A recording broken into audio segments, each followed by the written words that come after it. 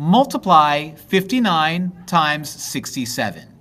Well, I'm going to multiply this using the standard algorithm, so 59 times 67, like that. Now, whenever you multiply two digits to two digits, you're going to go with the bottom number first and multiply the ones digit to both of these numbers from right to left, remembering that we're probably going to have to carry over. So 7 times 9 is 63. Write out your 3, carry over the 6. 7 times 5 is 35. 35 plus 6 is 41. Write out all of 41. Now that we're done with 7, I can get rid of that 6 because I don't want to accidentally use it again.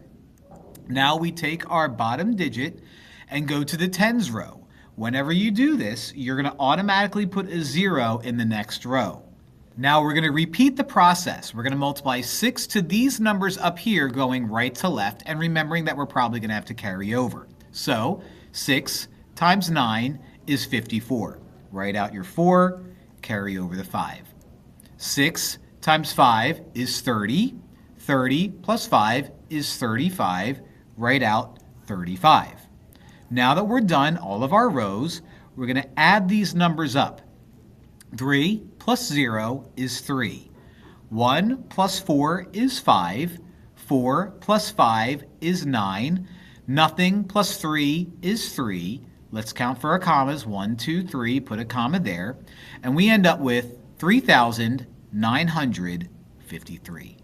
And that is our answer.